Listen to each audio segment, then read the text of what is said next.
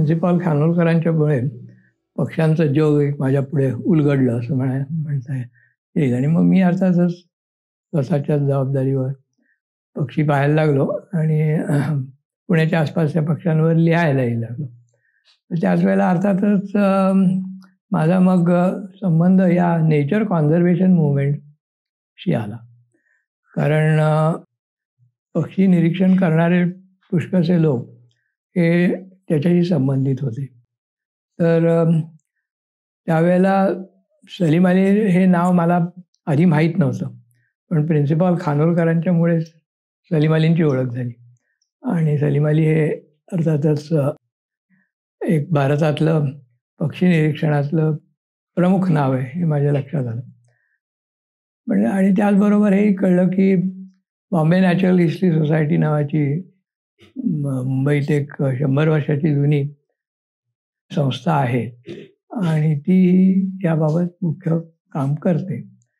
तर मी अर्थातच मग मुंबईला जाऊन त्याचा सभासद झालो बॉम्बे नॅचरल हिस्ट्री सोसायटीचा. आणि मग नियमितपणे त्यांच्याकडे जाऊन त्यांची लायब्ररी पाहायची. मग तिथले पक्षी निरीक्षक किंवा पक्ष्यांच्या विषयी संशोधन करणारे जे लोक होते त्यांच्याशी संबंध आला.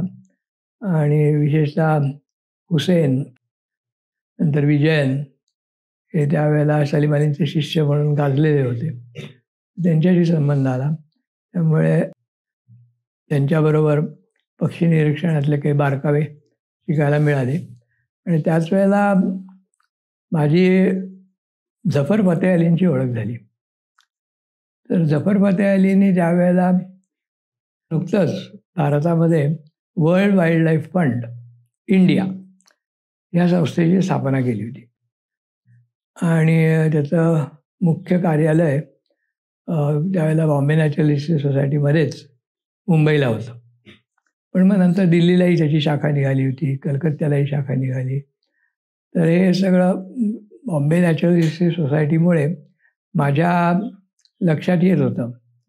तर मी सहज एक दिवस जफर फतेह अलींना म्हटलं की बुवा मी पुण्यामध्ये याची शाखा सुरू करू का? तर ते म्हणले काहीच हरकत नाही, तू कर ते. मग आता पुण्यामध्ये शाखा सुरू करायची म्हणजे काय करायचं, काहीतरी कार्यक्रम पाहिजे. तर मी म्हटलं ठीक आहे, आपण या पक्षी निरीक्षणाचाच कार्यक्रम घेऊया याच्यामध्ये आणि तशी सुरुवात करूया. आणि मी तसं म्हटलं की आपण एक पक्षी निरीक्षणाच्या संबंधात एक शिबिर घेऊया. 1973 सालचा काळ होता तो. तर तसं शिबिर घ्यायला माझ्याबरोबर पुण्यातले काही लोक तयार झाले आणि आम्ही ते शिबिर घ्यायचं ठरवलं. मी सलीम अलींना लिहिलं. सलीम अली म्हणले की मी येतो त्या शिबिराला. त्याप्रमाणे ते स्वतः आले. पण वर्ल्ड वाईल्ड लाईफ फंडाने आम्हाला काही त्याच्या बाबतीत सहकार्य करायचं नाकारलं. ते म्हणले लोकशिक्षण आणखी लोकांना इंटरेस्टेड करून घ्यायचं वगैरे ही कामं वर्ल्ड वाईल्ड लाईफ फंडाची नाही. वर्ल्ड वाईल्ड लाईफ फंडाचं मुख्य काम या कॉन्झर्वेशनच्या कामासाठी निधी उभारणं आहे. तेव्हा ते काम मुख्य झालं पाहिजे. त्यासाठी जर कोणी देणगी वगैरे देत असलं तर ते ठीक आहे. तर त्यानुसार काम प्रथम झालं पाहिजे, मग बाकीचं नंतर, असं झालं. त्यामुळे तो पहिला कॅम्प जो होता, जे शिबिर होतं ते मी स्वतःच्या जबाबदारीवरच घेतलं आणि ते कर्नाळ्यामध्ये घेतलं. त्यावेळेला कर्नाळा अभयारण्य नुकतंच सुरू झालेलं होतं आणि ते मुंबईच्या आणि पुण्याच्या दोन्हीच्या जवळ होतं.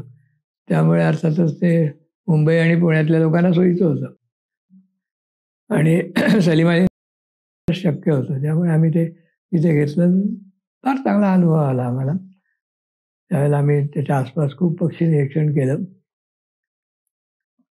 कर्नाळा किल्ला चढून गेलो, तिथेही काही आम्हाला विशेष पक्षी आढळले वगैरे वगैरे. हां, तर त्याचं नेचर कॅम्पसारखं स्वरूप होतं. त्यामुळे पुण्यात म्हणजे भारतातला तो पहिलाच नेचर कॅम्प म्हणायला हरकत नाही. त्याच्या आधी बॉम्बे नॅचरल हिस्ट्री सोसायटीने सुद्धा कधी असा कॅम्प घेतला नव्हता. त्यांचं आपलं संशोधन चालायचं.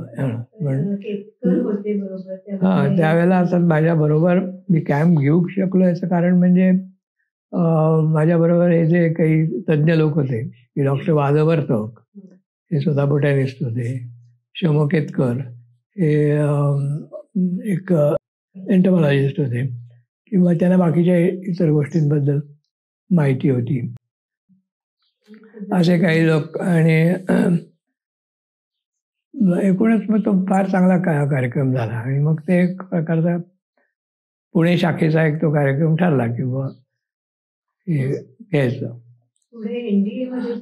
हां, तर त्यावेळेला मग काही NDAतले लोक माझ्या ओळखीचे झाले होते.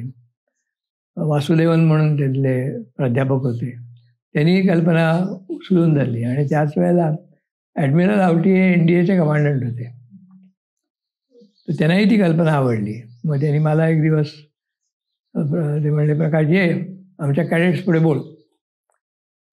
मग तो अनुभव मला नवीनच होता की 3000 कॅडेट्स पुढे बसले आणि त्यांच्याजवळ नेचर कॉन्झर्वेशन बद्दल बोलायचं. त्याला काही माहीत, त्याचा गंध होता, पण शिस्त असते ना, त्यामुळे कॅडेटनी सगळं ऐकून घेतलं माझं व्यवस्थित.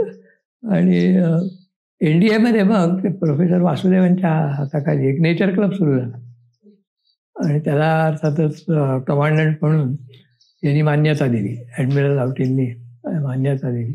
आणि त्यामुळे मग NDAच्या कॅडेट्ससाठी काही कार्यक्रम केले, नेचर कॅम्प वगैरे सारखे त्यांच्यासाठी काही. अशा इथे तिथेही एक थोडंसं हे रोपटं लावलं गेलं. असं एकूण आमचं हे चांगलं चाललं होतं. मग 1976 साली सलीम अलींच्या नेतृत्वाखाली एक मोहीम काढायचं ठरवलं आणि ती मोहीम वर्ल्ड वाईल्ड लाईफ फंडाने स्पॉन्सर करावी असे आदेश आले दिल्लीहून. त्यामुळे मग वर्ल्ड वाईल्ड लाईफ फंडाने त्यांना निधी दिला आणि सलीम अलींनी मग निवड केली की आता त्यांच्याबरोबर कोण हे घ्यायचं. तर मग हुसेन विजयन हे त्यांचे शिष्य. आणि मी सलीम अलींना सहज विचारलं, सर मी येऊ का? म्हणजे चल. मग त्यामुळे मी त्याच्यामध्ये सामील झालो आणि मी त्यावेळेला वर्ल्ड वाईल्ड लाईफ फंडाचं काम करत होतो. त्यामुळे मी वर्ल्ड वाईल्ड लाईफ फंडाचा प्रतिनिधी म्हणून सामील झालो आणि पैसा माझ्या हातामध्ये असं झालं ते सगळं. हुसेन आणि विजयला त्याचं वैषम्य वाटायला लागलं की नाड्या सगळ्या याच्या हातात आहेत. पण ती काही तशी फारशी जरूर पडली नाही, कारण आमची मोहीम लडाखमध्ये होती आणि लडाखमध्ये आर्मीने आम्हाला सगळ्या प्रकारचं सहाय्य केलं. त्यामुळे भारतीय लष्कराबरोबरच आम्ही हिंडत होतो, त्यांच्याच मेसमध्ये जेवत होतो, त्यांच्याच कॅम्पमध्ये राहत होतो, त्यांचे जवान आमच्या गाड्या चालवत होते. असं सगळं ते फार छान जमून आलं. आणि त्यावेळेला मला प्रथम तो ब्लॅकनेक क्रेन सापडला. या मोहिमेचं उद्दिष्टच ते होतं वाटतं ना? नाही, या मोहिमेचं उद्दिष्ट जनरल लडाखमध्ये पक्षी पाहणं हा होता, हे उद्दिष्ट होतं. कारण या भागामध्ये पक्षी निरीक्षण 1930 साली झालेलं होतं. त्यानंतर म्हणजे ते काही ब्रिटिश लोकांनी केलेलं होतं. त्यानंतर या भागात कोणी गेलेलं नव्हतं पक्षी निरीक्षक म्हणून.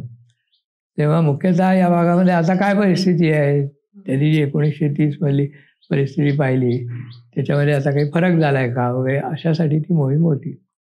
आम्हाला अर्थात मी सगळेच पक्षी पाहत असल्यामुळे अर्थातच हा ब्लॅकनेक क्रेन आम्हाला सापडला ती मोठी छान मला आठवण येते वाटतं. तर आम्ही चुशूलला होतो. चुशूल हे एक मोठं मैदानी हे आहे, तिथे पूर्वी आपले चीन बरोबर युद्ध झालं होतं आणि कुमाऊ बटालियनने चीनला तोंड दिलं होतं चांगल्यापैकी आणि त्यातले अनेक लोक हुतात्मा झाले होते. त्यांचं स्मारक होतं तिथे. तर त्यामुळे आम्ही तिथे पुष्कळ वेळ रेंगाळलो होतो. आणि त्या चुशूल प्लेनमध्ये हिंडता मला असं दूरवर 1-2 माना दिसल्या अशा हे करताना. तर मी सलीम अलीने म्हटलं की मला काहीतरी इथे दिसतं आहे, मी जाऊन पाहून येतो. मी धावत निघालो तिथून. आणखी जवळ जाऊन पाहिलं तर 2 मोठे पक्षी उभे होते आणि मला पाहून घाबरले वगैरे नाही, त्यांचं तरणं चालू होतं. मग मी त्यांचं डिस्क्रिप्शन वगैरे सगळं लिहून घेतलं आणि सलीमअलींना येऊन दाखवलं. सलीमअली म्हणाले, "अरे अरे हा तर पक्षी आपल्याला पाहिजेच होता मिळायला, तर कोणी फारसा पाहिला नाही हा पक्षी." मग अर्थातच आम्ही तिथे त्या पक्ष्यांचे फोटो वगैरे घेतले, पण आम्हाला त्या मोहिमेला उशीर झाला होता. म्हणजे आम्ही तिथे जुलैमध्ये पोहोचलो होतो आणि जुलैमध्ये या पक्ष्याचं नेस्टिंग संपलं होतं. त्यामुळे त्यांची पिल्लं बघायला मिळाली आम्हाला, पण नेस्ट, एग्ज वगैरे हे काही बघायला मिळालं नाही किंवा इन्क्युबेशन कसं चालतं हे काही बघायला मिळालं नाही त्या मोहिमेमध्ये. मग ती मोहीम संपवून आम्ही परत आलो. मग त्याच्यावर एक मी पुस्तकही लिहिलं. ते आमच्या निनाद माट्यांनी प्रकाशित केलं. त्याला पुढे राज्य पुरस्कार मिळाला वगैरे वगैरे.